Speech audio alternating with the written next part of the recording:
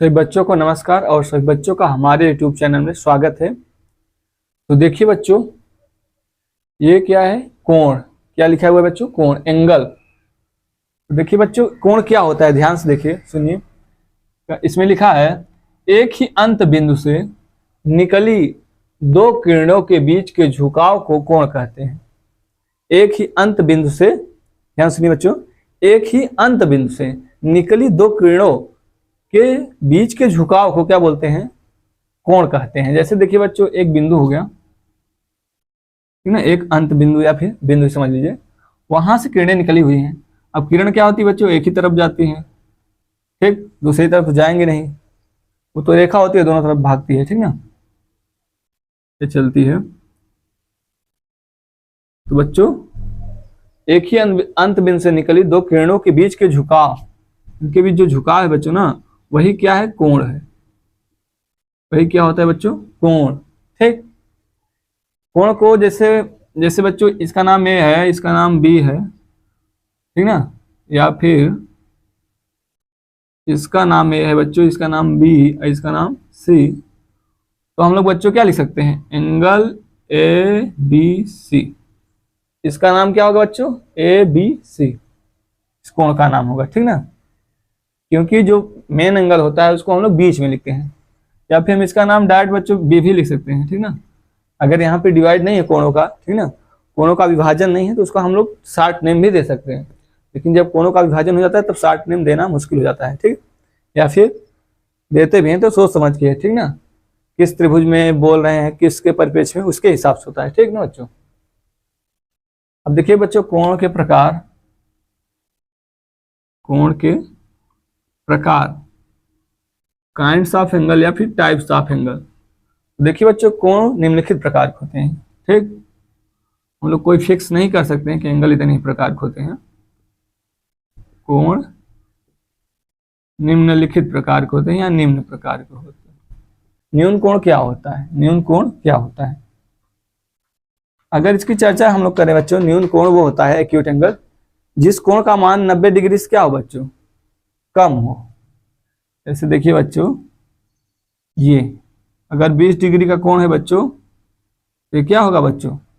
ये न्यून कोण होगा, क्योंकि इसका मान 90 से क्या है? कम है। तो न्यून कोण क्या है बच्चों? ध्यान सुनिए फिर से, ऐसा कोण जिसका मान 90 डिग्री से क्या हो? कम हो।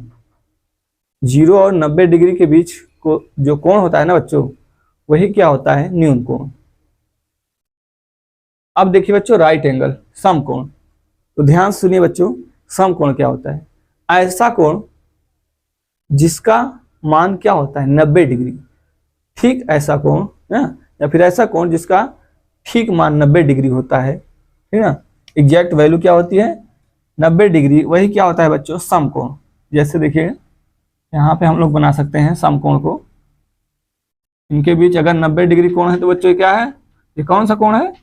समकोण। क्या है बच्चों? समकोण। और कहीं बच्चों अगर 90 डिग्री नहीं लिखा है और इस तरफ से एंगल बना है, ठीक ना, कोना निकला हुआ, ठीक ना, तो क्या है बच्चों? ये 90 डिग्री हम लोग इसको समझेंगे, क्योंकि अदर कोण जो बनते हैं ना, अगर 90 नहीं है तो इस टाइप से बन सकते हैं, या फिर 90 रहेगा तो, या फिर ऐसे गोला हो बच्चों, यहाँ पे क्या रहेगा? 90 लिखा हो। 90 नहीं लिखा है बच्चों, इस टाइप से बना है, तो हम लोग समझ लेंगे कि 90 डिग्री का कोण है, ठीक ना, कोना निकला हुआ वो, ठीक ना। तो उसके बाद बच्चों क्या है? अधिक कोण। अधिक कोण क्या होता है? ध्यान सुनिए पहले, ऑब्ट्यूस एंगल, ऐसा कोण जो 90 डिग्री से क्या हो? अधिक, तथा 180 डिग्री से क्या हो बच्चों? कम हो, अधिक कोण कहलाता है। फॉर एग्जाम्पल के लिए बच्चों, अधिक कोण ये है, देखिए, ये अधिक कोण है, अधिक कोण, ठीक ना बच्चों, ये ऐसे, ये 90 से क्या है? अधिक है बच्चों ना, जैसे मान लीजिए 120 वगैरह, ठीक, 120 डिग्री का कोण, ठीक ना, 110, 100, मतलब कि 90 और 180 के बीच कुछ भी कोई कोण हो तो वो क्या होगा? अधिक कोण होगा। सरल या रिज कोण, देखिए बच्चों क्या होता है? सरल या रिज कोण बहुत आसान है बच्चों। देखिए ध्यान सुनिए, ऐसा कोण, ऐसा कोण जिसका मान तो बृहत या प्रतिवर्ती कोण क्या होता है बच्चों? ध्यान समझ लीजिए, जब कोई कोण हो, ठीक ना बच्चों, जब कोई कोण हो उसका जो मान है, ठीक ना बच्चों, कोई कोण मान लीजिए थीटा है, उसका मान जो है 180 से क्या है बच्चों, अधिक है, तथा 360 से क्या है, कम है, तो वो बच्चों कोण क्या कहलाता है, बृहद या प्रतिवर्ती कोण। ऐसा कोण जिसका मान 180 डिग्री से अधिक हो तथा 360 से क्या हो बच्चों, कम हो, बृहद या प्रतिवर्ती कोण कहलाता है। 180 से अधिक तथा 360 तथा 360 से कम हो, ठीक। ऐसे कोण आसन्न कोण कहलाते हैं जो एक ही अंत बिंदु से निकली हुई एक भुजा से संलग्न हो, ठीक है ना बच्चों। जैसे देखिए बच्चों, ये अगर मेन भुजा है बीच वाली, ठीक है, तो इससे लगा हुआ दो कोण है, तो ये दोनों कोण आपस में क्या बच्चों कहलाएगा, संलग्न कोण या फिर आसन्न कोण, ठीक, एडजेसेंट एंगल। ध्यान से देखिए बच्चों फिर से, आसन्न कोण वो कोण होता है जो एक ही भुजा से लगे कोण होते हैं, जो एक ही भुजा से संलग्न कोण होते हैं या लगे हुए कोण होते हैं, वो आसन्न कोण कहलाते हैं। देखिए बच्चों, मेन भुजा ये वाली है हमारी, ठीक, ये वाली, इससे लगे हुए दोनों कोण हैं, इसीलिए बच्चों ये आसन्न कोण कहलाता है, एडजेसेंट एंगल, ठीक। थीटा 1 और थीटा 2 बच्चों क्या है, थीटा 1 और थीटा 2 आसन्न कोण है, क्या बच्चों, आसन्न कोण। एकांतर कोण और एकांतर अंतः कोण, एकांतर बाह्य कोण, जो कि एकांतर का ही टाइप है बच्चों, इसका ही प्रकार है, इन दोनों के बारे में पढ़ेंगे, ठीक ना बच्चों। और हम लोग बच्चों संगत कोण के बारे में पढ़ेंगे, ठीक ना, किसके बारे में बच्चों, संगत कोण के बारे में। तो ध्यान से देखिए बच्चों, तो बच्चों ध्यान से देखिए, जब दो समांतर रेखाएं होती हैं, उनको कोई तीसरी रेखा काटती है बच्चों, तो क्या कहलाती है, वो तिर्यक रेखा कहलाती है। वो क्या कहलाती है बच्चों, तिर्यक रेखा। तो बच्चों ये देखिए, एकांतर कोण क्या होगा, जैसे ये वाला जो कोण है ना बच्चों, इसके क्या होगा, बराबर, और ये वाला बच्चों जो कोण है, ठीक ना, ये इधर वाले कोण के क्या होगा, बराबर, ठीक ना।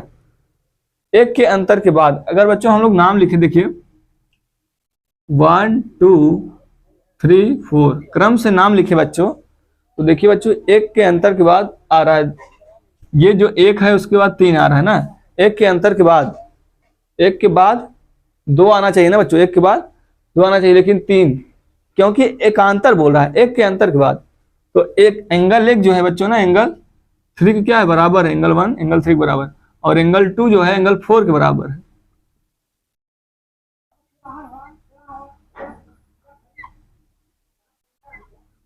एंगल 2 जो होगा एंगल 4 के बराबर होगा, और एंगल 1 होगा जो एंगल 3 के बराबर होगा। ये बच्चों क्या है, एकांतर।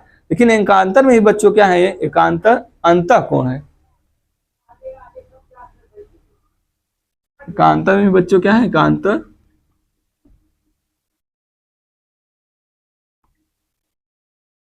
एकांतर कोण को इंग्लिश बच्चों क्या कहते हैं, अल्टरनेट एंगल, ठीक ना, अल्टरनेट एंगल,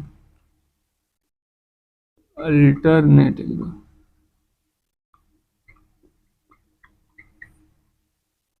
अब फिर बच्चों एकांतर, ये अंतः कोण है ना, क्या है एकांतर,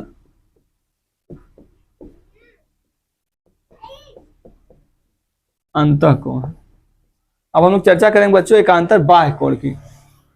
देखिए बच्चों, तो देखिए बच्चों ये एंगल 5 6 7 8 हुआ। तो आप लोग ध्यान से देखिए बच्चों, जो 5 वाला एंगल है 7 के बराबर है, और 6 वाला एंगल 8 के बराबर है, ठीक ना। अर्थात एंगल 5 बराबर एंगल 7 और एंगल 6 बराबर एंगल 8। तो बच्चों ये हुए एकांतर बाह्य कोण, ठीक। इसे हम लोग क्या कह सकते हैं बच्चों, एकांतर बाह्य कोण। ठीक, एंगल 5 एंगल 7 के, एंगल 6 एंगल 8 के, तो एकांतर बाह्य कोण हम लोग इसे बोल सकते हैं। तो देखिए बच्चों, ये एंगल 5 एंगल 4 के बराबर है और एंगल 6 जो है एंगल 3 के बराबर है। और बच्चों जो एंगल 1 है एंगल 8 के बराबर है और एंगल जो 2 है एंगल 7 के बराबर है। जो एकांतर कोण आप लोग समझ चुके होंगे। इसके बाद हम लोग पढ़ेंगे बच्चों संगत कोण। क्या बच्चों, संगत कोण। संगत कोण को इंग्लिश में क्या बोलते हैं बच्चों, करेस्पॉन्डेंस एंगल। Correspondence angle. तो बच्चों अब हम लोग करेस्पॉन्डेंस एंगल के बारे में पढ़ेंगे। करेस्पॉन्डेंस एंगल क्या होता है, संगत कोण। तो ध्यान से देखिए बच्चों, ये जो एंगल 6 है एंगल 3 के बराबर है और एंगल 5 जो है एंगल 4 के बराबर है और एंगल 1 8 के और एंगल 2 7 के। यही बच्चों जो हमने बताया, यही आपस में क्या है बच्चों, ये सब संगत कोण है और ये आपस में बराबर कोणों है। का रैखिक युग्म क्या है, ध्यान समझिए इसको, कोणों का रैखिक युग्म।